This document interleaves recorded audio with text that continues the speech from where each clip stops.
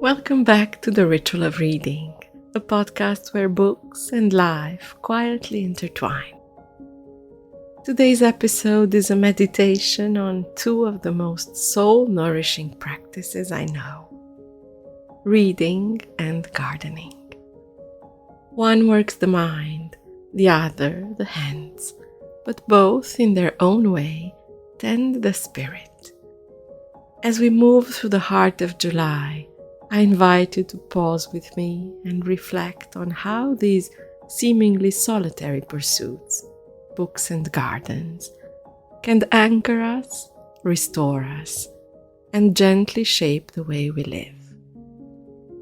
Whether you're listening from a shaded bench in the park, a sunlit kitchen, or a quiet commute, I hope this episode brings you a little stillness and perhaps a few ideas to carry with you like seeds. Let the ritual begin.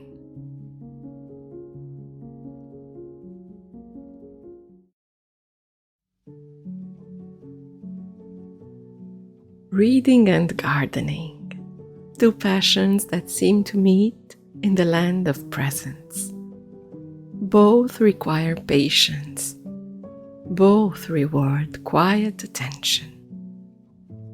Both, in their own way, allow us to step outside the rush of the world and into something deeper, something growing. When life feels scattered or chaotic, returning to either can be an act of grace, a way of grounding yourself in something slow, deliberate, and alive. In this mid-July pause, as leaves shimmer in the heat and blossoms begin to mature, I've been thinking of the reader as a kind of gardener, tending to a stack of books like one tends to a patch of earth, choosing with care, returning often, letting certain thoughts take root while others are gently pruned away. It's no secret that I am a part of both worlds, a lover of pages and leaves alike. So as the sun gently sets upon a slow, lazy July weekend, allow me a moment of wandering thoughts on these two passions that bring ritual to my life.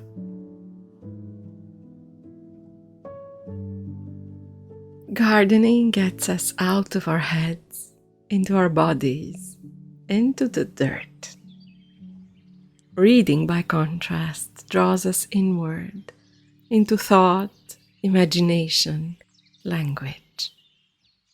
One is tactile, earthy, the other abstract and intimate. Two dimensions that are often seen as opposing, and as such, marketed to different categories of people in a world that likes to put labels and paint everything in prime colors alone. But if we choose to manifest a life where diversity brings us together instead of drawing us apart, we see both reading and gardening as offering a kind of alignment. We live so much of our lives online now, stretched thin between screens and expectations. So it's comforting to have not just one refuge, but two. One rooted in the soil, the other in story, where time moves differently. The lesson of balance is one that we learn best while observing nature. And for me, that translates into a way of spending my time that combines both mental and manual labor. When I read for an hour, I feel my inner landscape shift. A novel can transport me into a story. An essay can open a new perspective on an idea. Abstract notions and words on paper become mental images in what is one of the most fascinating manifestations of our humanity: imagination. When I prune or plant, the world simplifies. The equation has just a few elements: water, light, and soil, in the right proportions, create the premises for the miracle of life in the vegetal world. No need to overthink anything. Observe and act accordingly. Be present and adapt. Each act in its own way becomes a form of meditation, a return of the mind and of the body to a place where the outside world is not derailing our spirit from serenity, but encourages our spiritual well-being.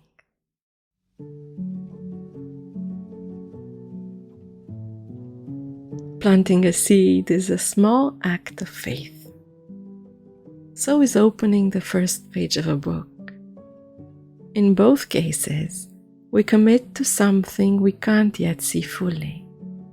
We trust that growth will come, slowly, imperceptibly, but surely.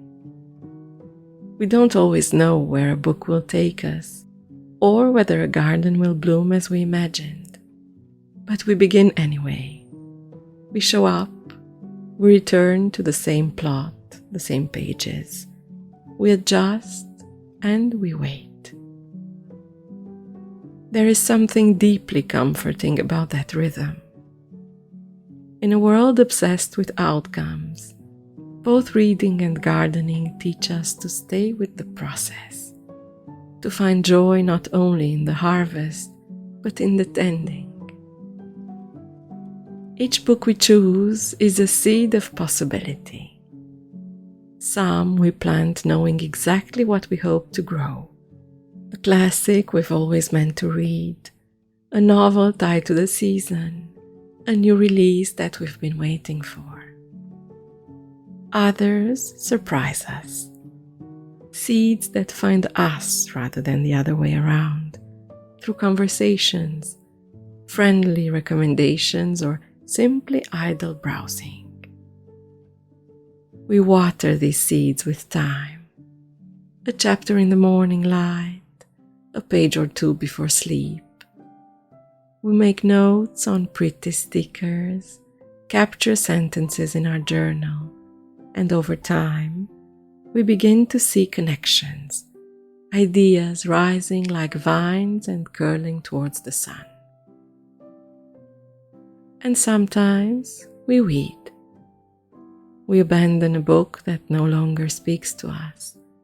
We clear space in our minds so something else might grow. There is no shame in this pruning. A gardener knows that not every plant belongs in every season, and not every book belongs in every moment of our lives. Though this is not the easiest lesson to learn, so take it into consideration and give it time. The beauty lies in the abundance of possibility. Walk through any garden center and you'll find endless varieties of plants, each promising its own wonder. Walk through any bookstore and feel that same sense of potential. Shelves upon shelves of worlds waiting to unfold. The choice becomes not what to grow, but what to tend with the particular care this season asks of us.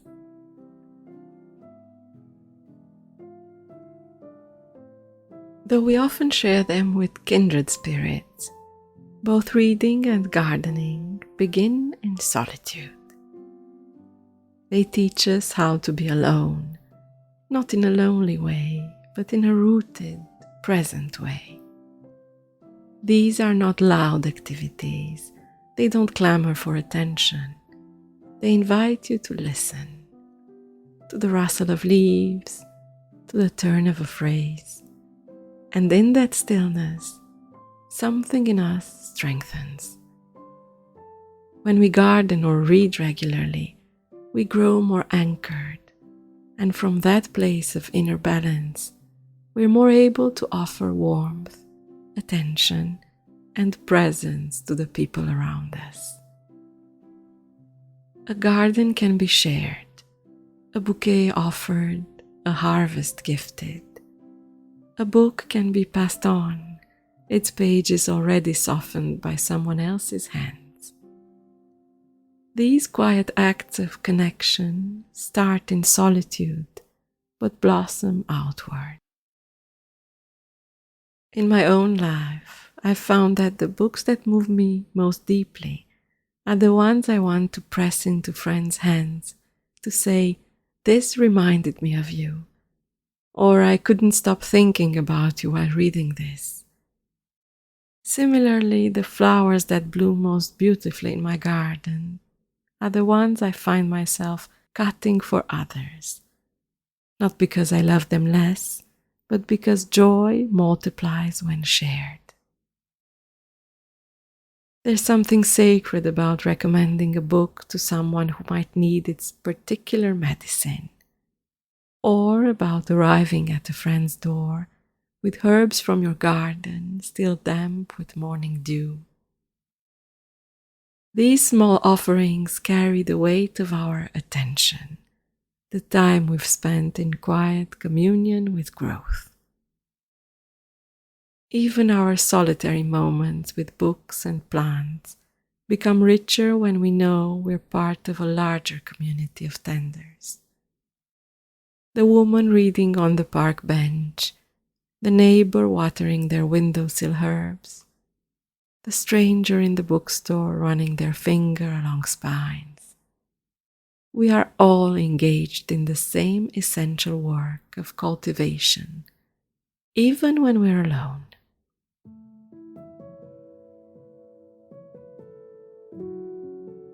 In a world that often asks us to be quick, to move on, to produce, both reading and gardening offer a kind of resistance. They ask us to slow down, to stay still, to observe. A garden is not built in a day, and neither is a reading life. There is serenity in that, in the repetition of returning to a book or a plot of land, in the patience it takes to let something unfold, in the small rituals, a teacup, a notepad, a folded blanket in the sun. To read is to cultivate. To cultivate is to care. And what we care for, even in small ways, can become a refuge. This is perhaps what I cherish most about both practices, the way they create pockets of peace in a hurried world. When I step onto my balcony garden in the early morning, coffee in hand, I'm not thinking about emails or deadlines. I'm noticing how the light falls differently now than it did a week ago. How the dahlias seem to be more cheerful than ever, and how the bumblebees are feasting on the lavender blooms. Similarly, when I settle into reading, whether it's the first quiet moments of the day or the gentle transition into evening, I am entering a different quality of time. The urgent fades. The immediate becomes less immediate. There's just this page, this paragraph, this perfect sentence that stops me mid-breath. Both practices teach us that not everything in life needs to be optimized or analyzed. Sometimes the most radical act is simply to be present with what's growing, whether it's a story unfolding or a seed taking root. To trust that this attention itself is valuable, even when we can't measure its productivity.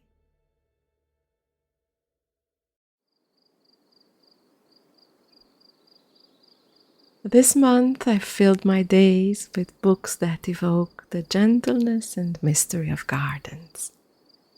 But more than that, I've tried to read like a gardener, with presence, with curiosity, and with a willingness to return again and again to what matters. What does your literary garden look like? Is it neat rows of carefully chosen nonfiction? Is it a riot of colorful fiction or a wild, overgrown space where essays and poetry thrive side by side? Whatever shape it takes, I hope it brings you beauty. I hope it gives you a place to rest. And I hope, when the season changes, you'll carry a little of that stillness with you. If you're inspired to cultivate your own summer reading ritual, I've created a free guide that explores how to create meaningful reading practices that honor both the season and your own rhythms. It's filled with gentle prompts for choosing books that nourish, creating reading spaces that invite presence, and weaving literature into the slower pace that summer offers. You can find it at theritualofreading.com, a small offering for fellow travelers on this path of literary cultivation. The invitation remains the same: to tend your reading life with the same gentle attention you might bring to a garden. To choose books that nourish rather than merely entertain. To allow time for ideas to take root and grow. To trust that this quiet work of cultivation, whether with books or plants, creates ripples of peace that extend far beyond the garden gate. In this busy world, we need these refuges more than ever. Places where we can remember what it feels like to move slowly, to notice beauty, to trust in growth we cannot force. Whether you find this in the pages of a book or the rows of a garden, or like me, in the blessed combination of both, may you tend these spaces with love. May they tend you in return.